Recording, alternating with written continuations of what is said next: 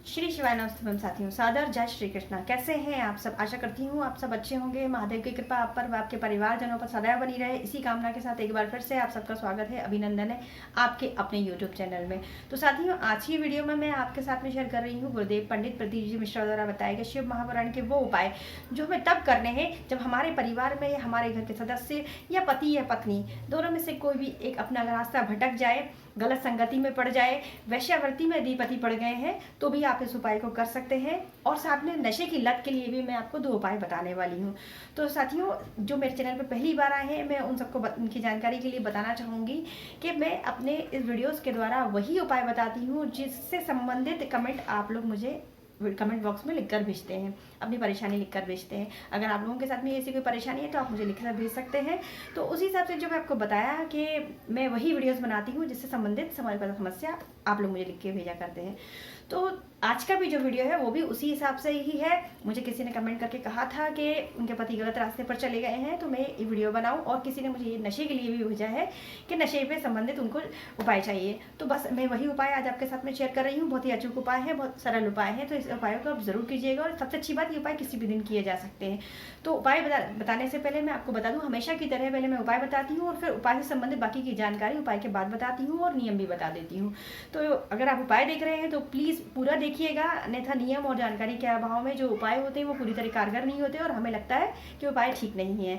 तो अगर आप उपाय देख रहे हैं तो प्लीज़ पूरा देखिएगा, नहीं तो फिर आप बाद में भी देख सकते हैं। तो चलिए फिर वीडियो कर लेते हैं स्टार्ट। पहला उपाय हमें तब करना है जब पति या पत्नी गलत रास्ते पर चले गए हैं, अपना रास्ता भटक गए हैं, एक दूसरे के प्रति ईमानदार नहीं है, उनका मन कहीं और लग गया है। तो आपको क्या करना है, मिट्टी का एक पात्र ले लेना है। पात्र नया होना चाहिए, कोरा होना चाहिए, यूज़ किया हुआ नहीं होना चाहिए। मेरे पास नया नहीं था, इसलिए आपको एग्जाम्पल के लिए दिखा दिया, सैम्पल के लिए कि आपको ऐसा लेना होगा। बहुत बड़ा नहीं लेना है हमको, और पेंट वेंट किया हुआ भी नहीं होना चाहिए, बिल्कुल ऐसा ही आपको पात्र चाहिए। अब आप उसमें जल भर देंगे, और जल भरने के बाद में आपको क्या करना है, उसमें भद्राक्ष डालना है। भद्राक्ष क्या होता है, कहाँ मिलेगा, आपको आगे जानकारी वीडियो में मैं देने वाली हूँ, ठीक है ना। तो अब इसमें आप उसको भद्राक्ष को डाल देंगे, और इस जो पात्र को आपको कहाँ रखना होगा, बेलपत्री के वृक्ष के नीचे आपको रखना है। जब आप इस भद्राक्ष को डाल रहे होंगे तब बाबा भोलेनाथ को याद कीजिएगा, जिस नाम से आप उनको सुमिरते हैं, जिस नाम से आपको मतलब जो भी नाम आपको अच्छा लगता है उस नाम से आप ये उपाय करेंगे, ठीक है ना। अब आपने डाल दिया भद्राक्ष, और अब इसको आप बेलपत्री के नीचे, वृक्ष के नीचे आपको ले जाके रख देना है। 3 दिन के लिए रखना है। बेलपत्री का वृक्ष नहीं है तो आप अपने घर के मंदिर में भी इस पात्र को रख सकते हैं। नया पात्र रहेगा, बीच बीच में पानी खाली होगा, ध्यान रखना है खाली नहीं होना चाहिए, आपको पानी बीच बीच में डालते रहना है।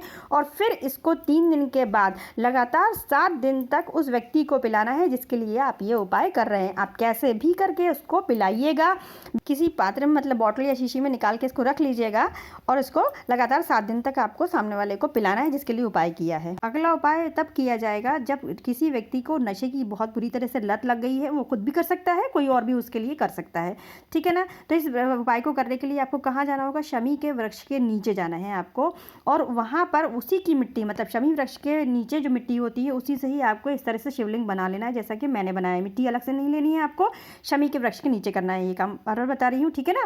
और आपको इस तरह से शिवलिंग बना लेंगे, आप जैसे भी आपको आए वैसे आप बना लीजिएगा, और यथावत जैसी आपको बनती हो वैसे इनकी आपको पूजन करनी है। मतलब जैसे अपन शिव जी का अभिषेक करते हैं, पूजन करते हैं, जैसा आपको आता है उसी तरह से आप इनका पूजन कर देंगे। अब ध्यान आपको क्या रखना है कि इन पे आपको शमी पत्र ज़रूर चढ़ाना है, और साथ में आपको चढ़ानी है एक बेलपत्र।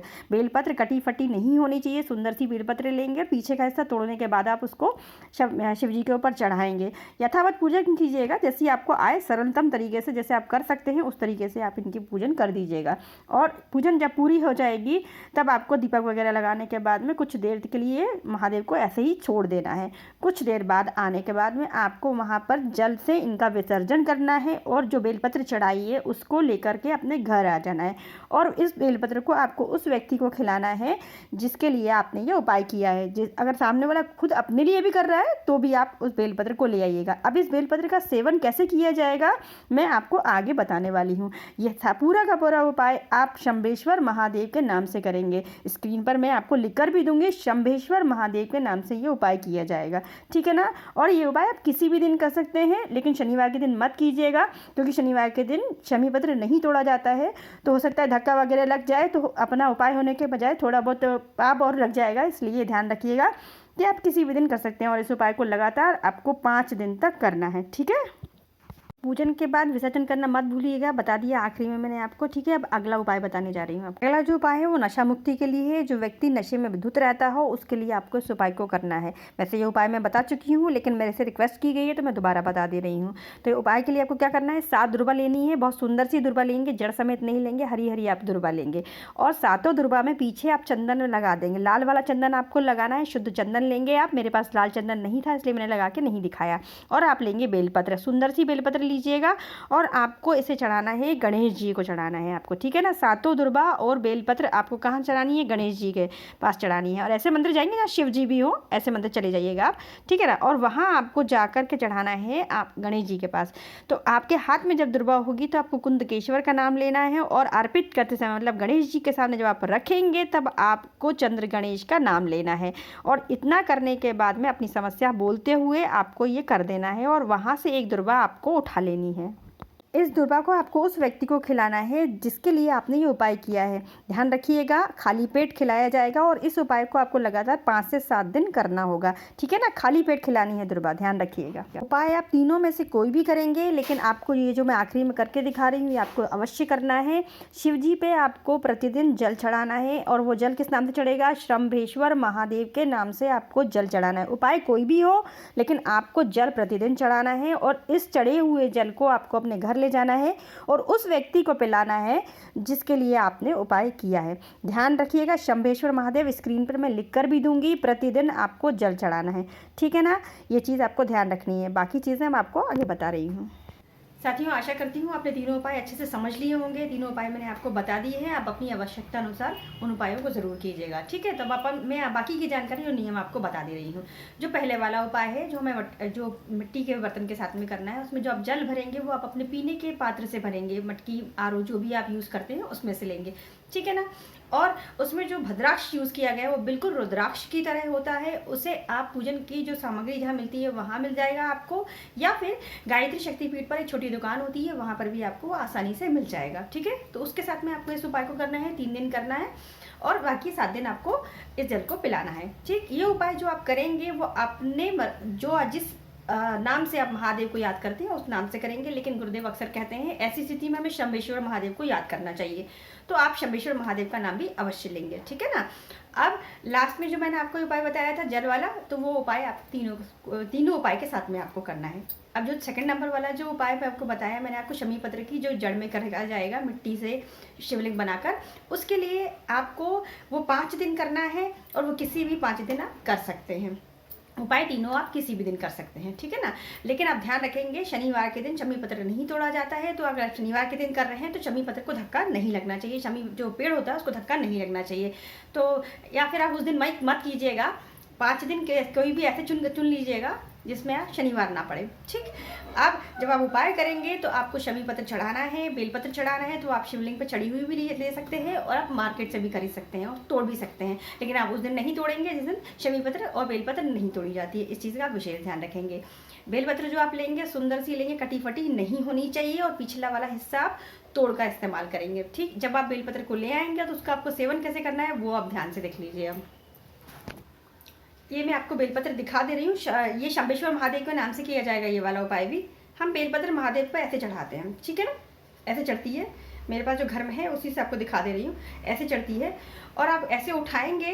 सबसे पहले आप ये वाली बेलपत्र खाएंगे, चबा चबा के खानी है। दूसरे नंबर पे ये वाली खाएंगे, तीसरे नंबर पे ये वाली खाएंगे। समझ गए होंगे आप। ऐसे इसी तरीके से खाना है, पहले ये, फिर राइट वाली, फिर लेफ्ट वाली। जैसे महादेव पर चढ़ती है, मतलब महादेव पे बेलपत्र जो चढ़ती है वो उल्टी चढ़ती है, ध्यान रखिएगा। ठीक है। जो जिनको नहीं मालूम है उनको बता दे रही हूँ। ऐसे उठा लेंगे आप और ऐसे खाएंगे। पहला नंबर ये, दूसरा नंबर ये और तीसरा नंबर ये। ऐसे आपको बेलपत्र खानी है, चबा चबा के खानी है, यानी कि बस मुंह में रख लिया और पानी पी लिया, ऐसा नहीं करना और इकट्ठी भी नहीं खानी है आपको। तो अब ये उपाय मतलब जब आप करेंगे तो जिस व्यक्ति को आप जिसके लिए कर रहे हैं उसको बताना पड़ेगा, नहीं तो ये इस तरह से बेलपत्र यदि नहीं खा पाए तो आप मत कीजिएगा इस उपाय को। अब जो तीसरा वाला उपाय है वो भी नशे के लिए ही बताया है मैंने आपको। तो उसमें आपको जो दुर्वा लेनी है बहुत ही सुंदर सी दुर्वा लीजिएगा और बेलपत्र के नियम भी याद रखिएगा।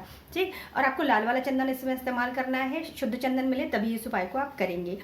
जब आप गणेश जी पर वो सात दुर्बा और बेलपत्र को आप अर्पित करेंगे, तो जब हाथ में रहेगा तो कुंदकेश्वर महादेव के नाम से आप अपनी समस्या को बोलेंगे और चंद्रदेव के नाम से, चंद्र गणेश के नाम से आप उसे अर्पित करेंगे। ध्यान रखिएगा। और दुर्बा आप लेकर आ जाएंगे तो आपको उस दुर्बा को खाली पेट में खिलवाना है, जिसके लिए आप उपाय कर रहे हैं उसे आपको खिलवाना है।